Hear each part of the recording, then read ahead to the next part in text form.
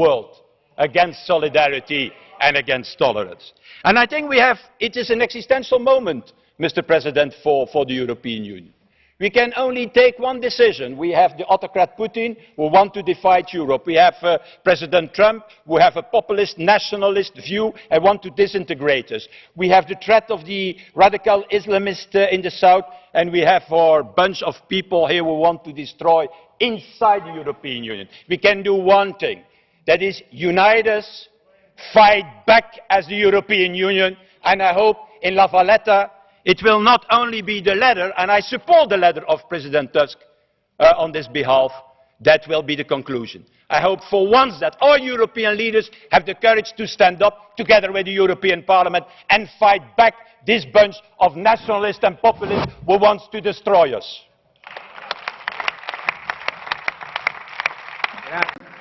Thank you very much. Mr. Farage now, on behalf of the FDD group. Thank you. Well, I can see that you're all very upset here this afternoon, and I've no doubt that the events in the USA over the last few weeks have been a very profound shock to you. Perhaps you're right. You see, what has happened here is somebody has stood on a manifesto for election, got into office, and within 1 week said that he will hold faith with his own electorate. It is called genuine democracy. Unlike the system we have in the European Union, where the unelected commissioners like Mogherini here have the sole right to propose legislation. So I'm sure that it's a great shock to you to see that a genuinely elected Democrat is doing what he was put in to do.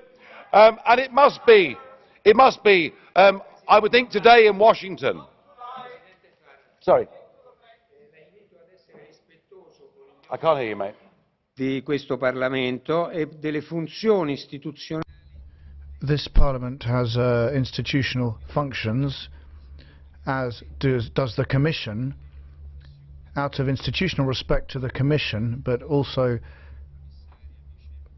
as a result of the Commissioner's President. We need to be polite, please. So, thank you.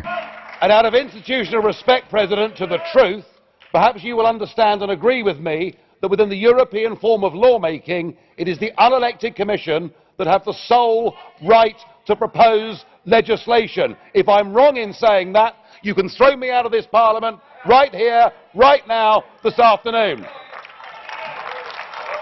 Mr. Farage, I am just asking you to be a little bit more respectful, please. Thank you. You may continue. Oh, I'll be respectful, all right. And perhaps you will be too, for the right of the leader of a political party that won the European elections in the United Kingdom in 2014. Now, it seems to me that actually, with all the anti-Trump rhetoric that is coming from everywhere, actually what we're hearing is the true nature of the European project, which is genuine anti-Americanism. Trump is motivated by protecting the United States of America from Islamic terrorism, whereas what has happened in this room and in governments around Europe is you have welcomed these people into your own homes. But can we please, just for a moment, look at the facts?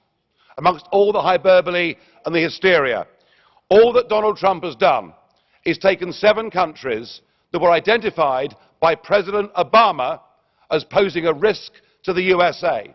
Obama already had put in place extreme vetting.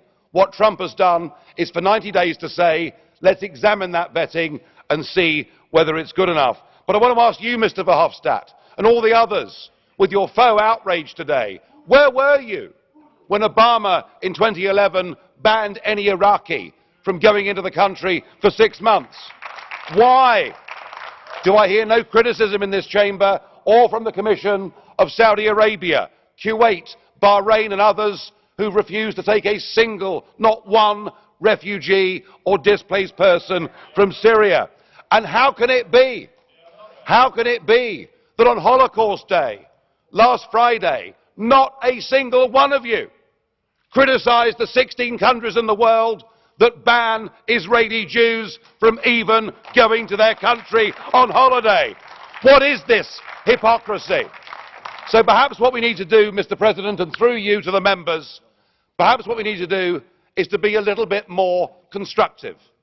All of us here say we're Democrats. Well, here's a chance to prove it.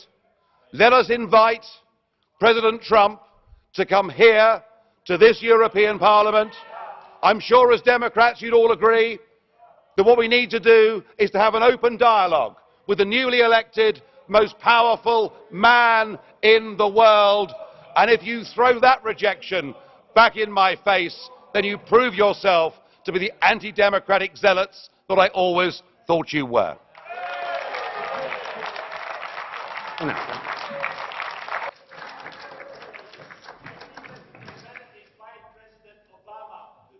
Could we have a microphone for the speaker, please? Grazie, onorevole Verhofstadt. Thank you, Mr. Verhofstadt.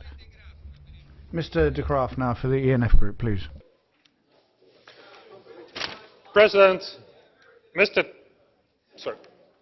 Tusk recently said that the United States of America is as great a threat to the EU as Russia and Islamic State. Is Mr. Tusk suffering from irrational anxiety, from panic attacks that disturb his view on reality? President Trump has rightfully introduced a temporary stop on the entry of citizens from countries that were already identified by his predecessor, Mr. Obama, and Mr. Farage said that already, as countries that pose a threat to US security. His argument to improve border controls before allowing people to enter is completely valid. In the EU, we are directly suffering from the consequences of a failing border control. We have suffered attacks in Brussels, Nice, Paris and Berlin, and many lost their lives or were severely injured. Trump called the EU a mess, and he's right. It is a mess. And the outcry against President Trump is pure hypocrisy. Mr. Farage already said that. Where was the protest against the exclusion of Israeli citizens by the same Islamic countries that are now banned from the United States? You should be ashamed of jeopardizing the lives of EU citizens because of the failing border controls in the EU. And I call upon Mr. Tusk and upon the Commission to follow the example of President Trump. Install national border control. Keep jihadists out, not just from the 7 countries that President Trump singled out, but of many more that are responsible for the wave of illegal migrants in the EU. Thank you.